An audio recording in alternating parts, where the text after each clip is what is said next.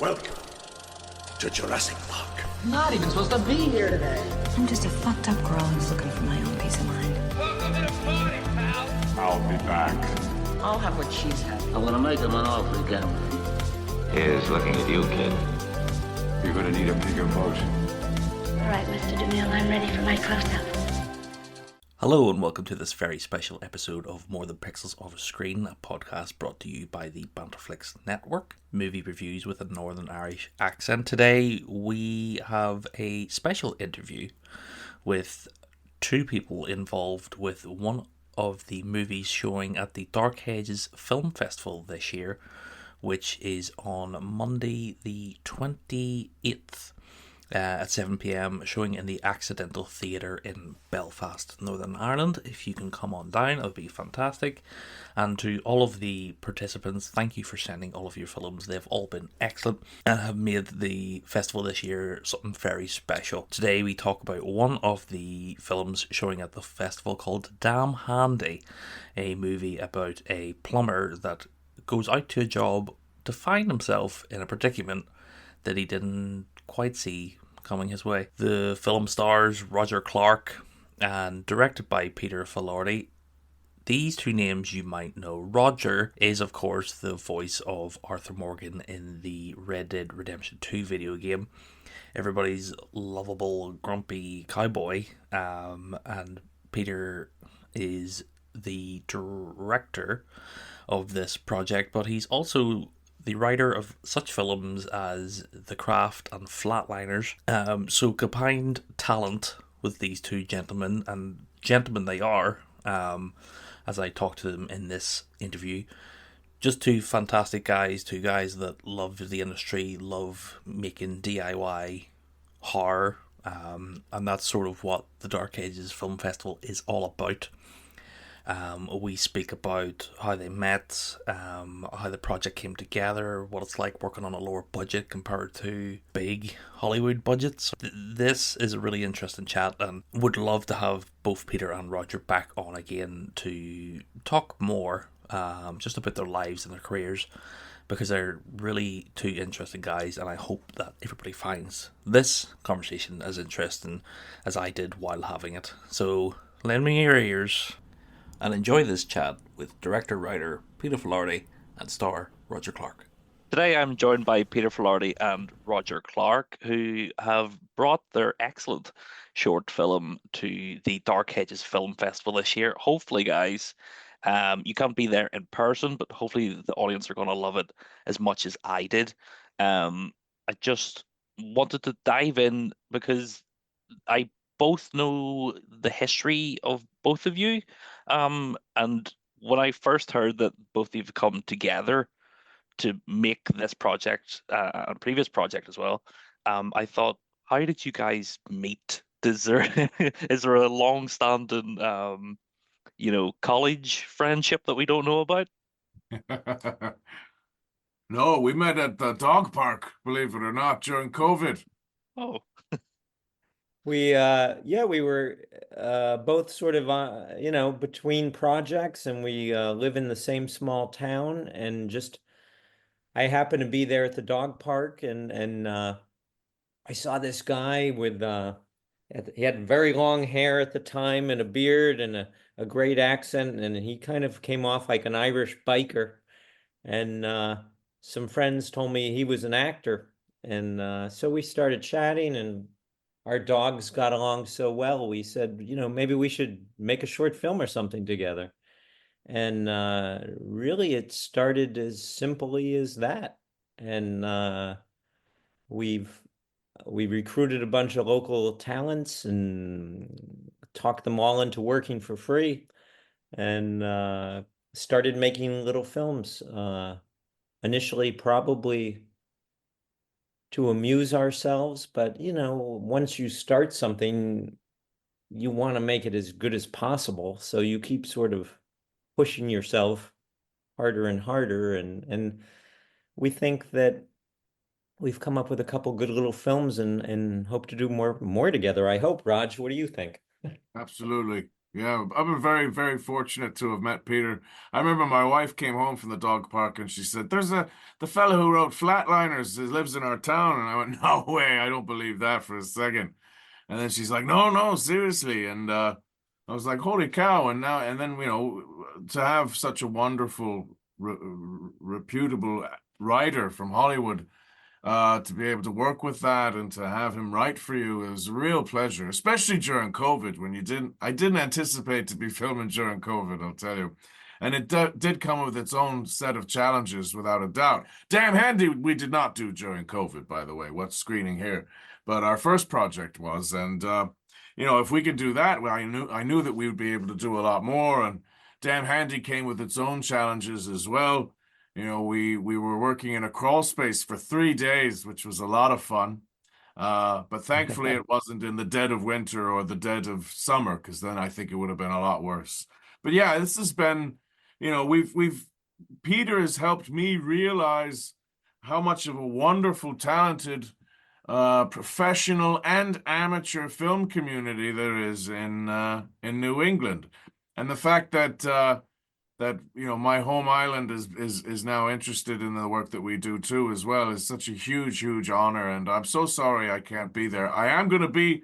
It's so close and yet so far. I'm going to be in Newcastle that weekend, but obviously still not quite manageable. But I really do hope everyone over there enjoys what we did. Next time, Roger. Next time. Yeah. It's funny you say you guys made your first short during COVID. I'm a filmmaker myself, and I always wanted to get into film. I studied film, but it wasn't until COVID when I had a very small social bubble, and everybody in that bubble was fighting to be creative when we couldn't. So we made a short film together. So I know what it's like to be under those constraints. Whenever you're making any sort of movie, you always kind of use what you have. So with Damn Handy, I know it wasn't made during COVID. Was it a case of you guys had this location and you wrote it into the script, or was it the opposite way where you wrote and then had to seek out the location? It started location first. The crawl space exists beneath my house, and I was down there changing a heating filter. And I just said, this is the most heinous, awful place to spend any time at all. It's dark and claustrophobic and rat infested and just no windows, no light. You can't stand.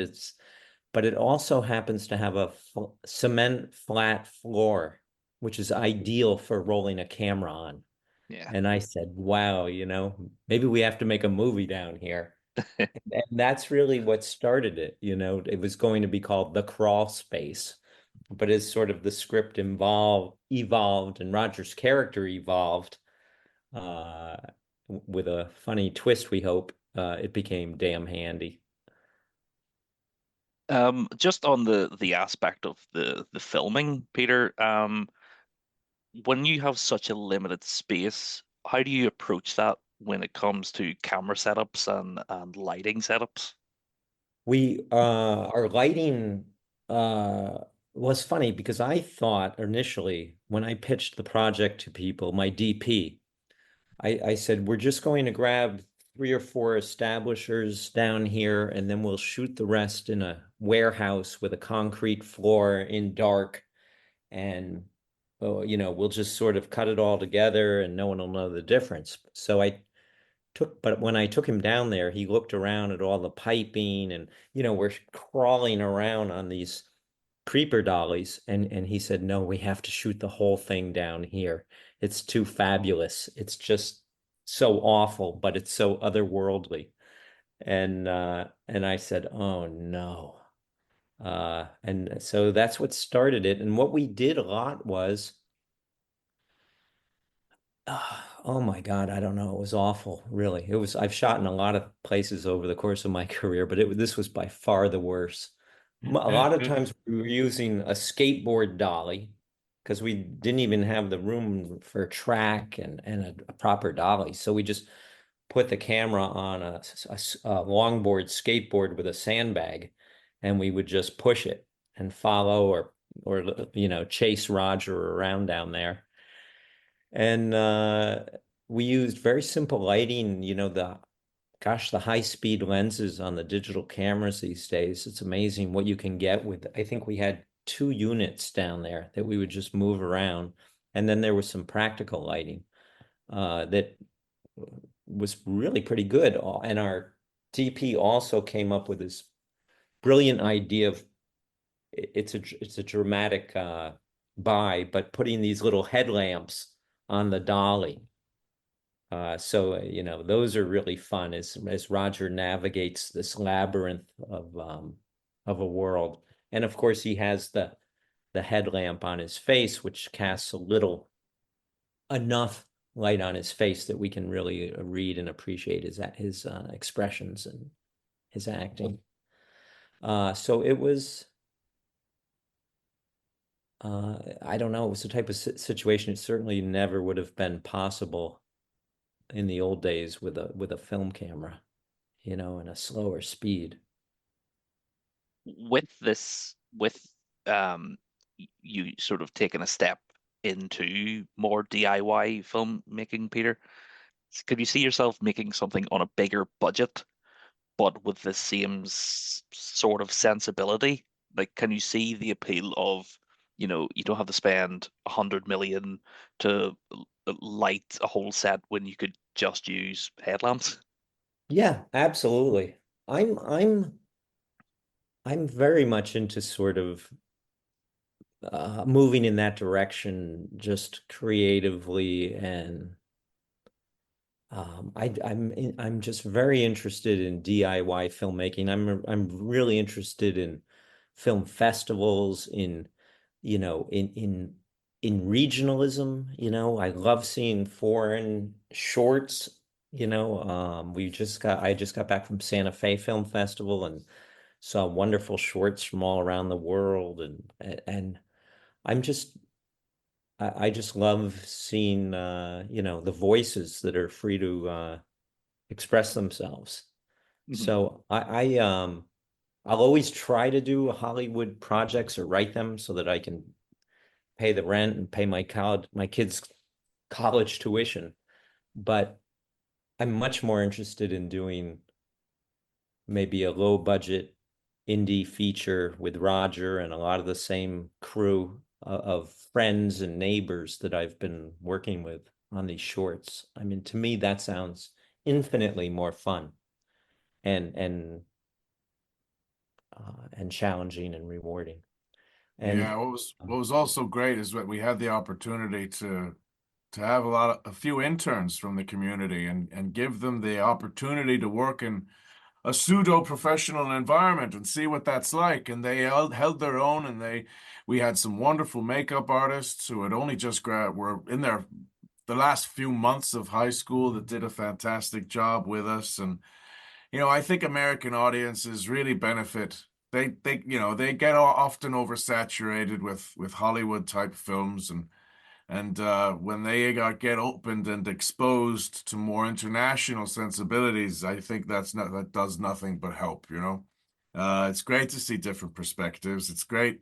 I think oftentimes, like you were touching on earlier, Adam, is like sometimes with a limited budget, as we know, you often become more inventive, and you create new, more innovative solutions to the problems and I think the international film community is much, much better at this than Hollywood. So, yeah, it's a real honor to be over there at Dark Hedges. I think I've spoke on our podcast quite recently with the way Hollywood movies have been sort of not bombing at the box office, but let's take Joker Folie à Deux as an example. It's a sequel So to, expensive to make too. I mean, yeah, it's they've got to sell a lot of tickets, don't they? yeah, and it's a sequel to a $1 billion movie that just at this side of the pandemic nobody really wanted. And it seems now that there's a new Hollywood like we had back with Easy Rider. It seems that there's a new sort of evolution of films coming, and I feel like in the next couple of years we're going to see this next wave of fresh new talent. I hope Yeah. you're right. Uh, I would certainly look forward to that. I mean, I have to. I'm hunting around on Shudder and all these, streaming services, all the time for obscure foreign fare, the great new Where Evil Lurks, or whether it's from Spain or whatever. I'm always on the hunt for the smaller great voices. And yeah, I think the comic bookization of Hollywood and the Marvelization, whatever you want to call it, it's just um it's become too much. It's swallowed up. I mean, there's a place for it. It should be there. There's a huge appetite for it, but not at the expense of, you know, great young voices. So I hope you're right, Adam. Well, Yeah, it like you, seems like everybody's scared to introduce new IPs to their audiences now, Right, right. which is a shame because you can only recycle and make sequels only so much. There's so many new tools that are being introduced to the industry now too, which I don't think anybody really knows exactly how it's going to change the industry, but we all agree it's going to change the industry a lot in the next couple of years. And what Roger hit on with the IPs, I hear it all the time. Every job I'm up for, if I'm pitching a television series idea, it's always is it based on an IP? Is it based on a book? And if it's not, it's an issue, and they frequently don't want to hear it. And it can be a bad book, it doesn't matter. And I was asking a executive is, what is this madness all about? And he works at MGM, and they're owned by Amazon, and they're like, well, Amazon figures, if they make it based on a book, they can skin the cat two ways. They sell the movie, and then they get to sell a bunch of the books. And I mean, what kind of way is that to bring I didn't mean to make a movie. Or to start a new TV series. It can be very frustrating. I suppose it's the capitalism world we live in, but let's hope that we sort of get away from that. And like I say, I can see it on the horizon, thankfully. Roger, I just wanted I've been creeping on your Instagram, of course, and seen that you met Andy Serkis this weekend.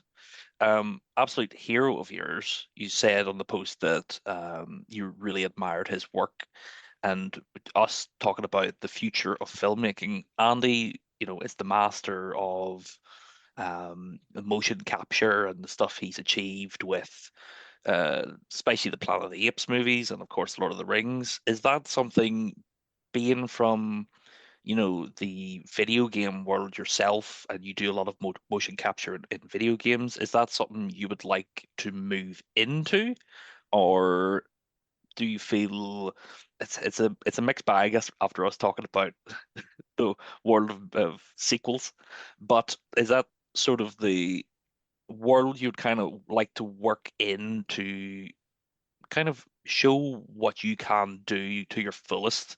Because there's not a lot of people, well, there's not a lot of people played Red Dead. There was millions. But my father doesn't know that, but my dad loves Planet of the Apes. And if you were in Planet of the Apes, he'd be like, I love that Roger guy. Yeah, it's I'm very passionate about performance capture. I've been doing it now for almost 20 years, and Andy Serkis was a massive, massive influence. So yeah, I almost got a little teary-eyed meeting him, to be honest. It was a real joy, but I am very much in that world already. And I've been doing it substantially in gaming for quite a while now, and I just think it's a very versatile, very flexible medium, and you have the same studio or volume, as we say, and in the morning you could be filming in Antarctica, and in the evening you're in the jungles of the of Brazil. And you work hand in hand alongside animators almost as much as you do with the director and the writers. It's the animators that help you fully understand what the real actual environment that you're working in is. And now with film are starting to embrace performance capture. We're seeing it. We started seeing it where you have performance capture characters working side on side with live action characters. Andy Serkis being almost the original example of that. We can't forget Ahmed Best as well from Phantom Menace, who played Jar Jar Binks. He was another pioneer. But that's only just gotten bigger and bigger now. We see Mark Ruffalo doing it in the going back to the Marvel films. But Planet of the Apes, Avatar, film is embracing performance capture now, and I'm thrilled for it. And yes, I would absolutely. At the moment, I work quite a bit of it in video games, but I would love the opportunity to bring my experience in performance capture into feature films as well.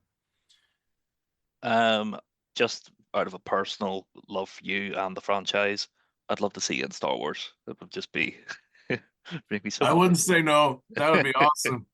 Yeah.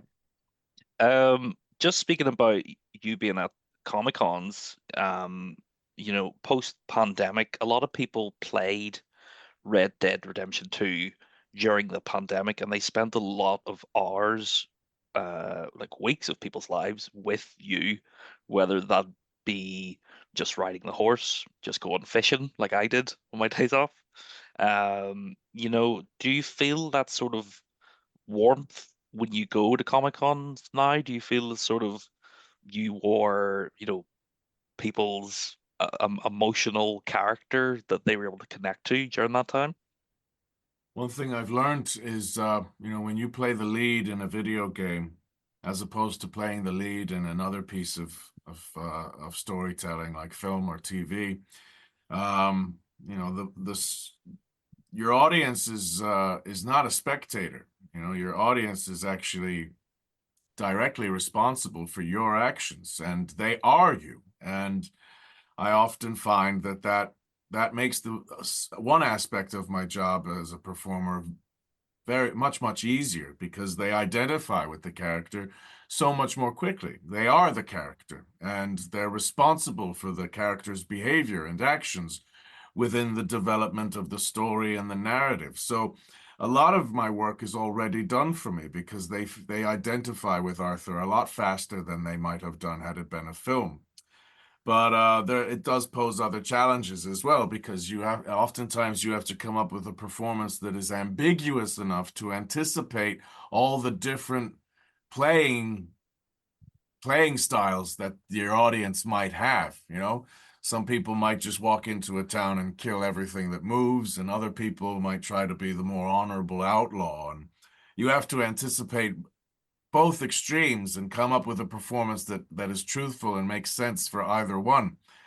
Oftentimes you'll have specific scripts for either version, but a lot of the times you don't.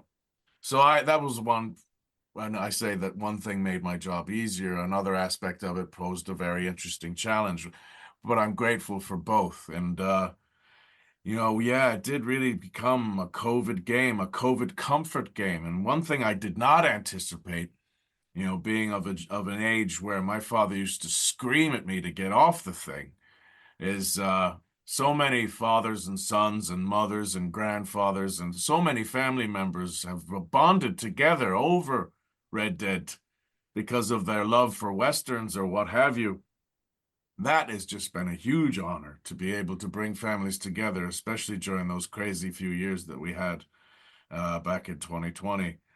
And going to the cons and speaking to people and hearing about those stories firsthand, it's been a real honor and a real privilege. Yeah. And it just makes me even more passionate about performance capture, because I find it to be, a lot of people confuse performance capture in gaming with voice acting, which I find totally understandable. But yet, when we do the exact same thing in film, nobody calls Avatar voice acting. So I do my best to try and educate and to inform the audience. But I think that performance capture does lend the performer a little bit more opportunity to immerse their audience. So many times when we're doing voice acting, we're by ourselves. It can be a very solitary medium. But performance capture, I think, and I find to be more akin to film and theater. And you're working side by side with your colleagues. You're bouncing off each other's performance, I really think Red Dead benefited from that. Yeah, I know. 100%. I can say I could add that Roger and I went to a horror convention festival in Ohio a few months back, and among the horror fans, he was spotted in the crowd as we would walk around quite often, and it was fans were breathless. I've been around big movie stars and I've seen how fans react, and I'm telling you, like, this was even more so to a degree. People, I would see, big burly guys with tears in their eyes. So yeah, the response and the connection they feel for, I've never played the game, but whatever connection they form with Arthur Morgan and Roger and whatever he gave to that game, it's certainly magical, in whatever definition you might have of magic. I mean, it's very, very powerful and interesting. I love being in front of the lens too, though, and that's why it was such a joy to do Damn Handy, even when in the 3 foot high crawl space, because the joy is in the doing. Roger, can you have a word in Rockstar's ear and ask them for Undead Nightmare 2? Thank you. Yeah, it wouldn't be the first time they've heard it, I'm sure. Yeah, all right, I'll do what I can, sure. I can't make any promises, though. I think they're a little busy right now with this small game called GTA 6. Never heard of it. Peter, whenever COVID was happening, one of my shows that I discovered was a show of yours called Chapel Wit. Oh, Um, wow. and that is probably one of the most underrated shows, I would say, in the last sort of 10 years. It perfectly captured the story. Adrian Brody, fantastic actor, and a TV show that was actually scary. So Yeah. Yeah. Thank you so much, Adam. Thank you for hunting it down and watching. It was, well, you kind of caught me by surprise with that one. I really appreciate it. It was on a network that not a lot of people had access to, and still don't really, a stream MGM Plus now. It was called Epix at the time, and then it got bought by MGM, and MGM got bought by Amazon and all this kind of, but yeah, it's out there, and wow, thank you. I'm proud of it. That's for sure. I actually wanted to touch on a previous project of yours that there's a lot of movies. It's sort of been on my mind because of Halloween coming up, and when I seen you directed Damn Handy, I knew that you had directed Ricky Six Oh, back in the day. gee. Adam, you're oh my gosh. Yes, Is that And sir. the car? Is that the one with Cartizer? Oh my Yeah. gosh. Adam, wow. Cartizer is so good. There's, do you guys watch Mad Men? Oh yeah. The his episode where he talks about the chip and dip bowl. I don't remember that, but I do remember Pete Carroll, and I don't remember that He bit, but please tell me. he gets married and he comes back to the office, and as a wedding present he gets a bowl that in the center of it you can put your dip in it, and you dip your chips into the dip, and he's trying to tell all of the guys in the office, look how amazing this is, look how incredible this is. And then by the end of the episode he's trying to bring it back to the department store to get a refund on it, and they said, sorry sir, you can't refund it. And obviously, it's a metaphor, euphemism for marriage. Yes, And I think about that episode. It's my Roman Empire. I think about it once a week. Love it. But that's great. Ricky Six, so many DVD, Blu-ray boutiques now. We have like Criterion and Vinegar Syndrome, and all these things. Would you ever consider having Ricky Six back into the limelight? Uh, I would love to, and periodically, it unfortunately it got when it failed to get it went into a few festivals after it came out up in Fantasia and Montreal and off to I think it was either in Sitges or Oporto. But it failed to get theatrical distribution. Um, and it just the investor or the producer, just needed to pay the bank loan. And we didn't have the money because we didn't have any sales and we didn't have distribution. So the bank took it over. And so it's pretty much owned by the Royal Bank of Canada. And it sits in a vault somewhere. But somebody put it out on YouTube. Somebody had a copy and uploaded it. And I've never complained because I'm like, if not for that lovable rogue pirate, whoever it may be, the world wouldn't have, may have never seen any of the film. And, the DP was Rodrigo Prieto, his first American film. I went down to Mexico City and met him, and we hung out, and I thought he was just a wild talent. And he's since then gone on and become a huge DP on Scorsese films and everything. And I had a production designer from Mexico City too, brought him up to Canada, and we shot. But yeah, I would love to see see the light of day. The score was done by Joe D'Elia, who did all the Abel Ferrara films, and was played with David Johansen just after the New York Dolls. So we had a lot of really talented people, and I mean the film's not perfect, but it certainly has its moments. I may have acquired it on YouTube. I can't say. Um, but it definitely is with, a lot of over the last couple of years, there's been a lot of dramas about, such situations with your Dahmers and your Menendez brothers and stuff. I think it's definitely a movie that, if it were released now, would get an audience because it's beautifully directed, beautifully acted, and like you say, score, filmed. It's one of those movies that just has a charm to it that is undeniable when you watch it, and it's a great story. Yeah, yeah. Aged very well.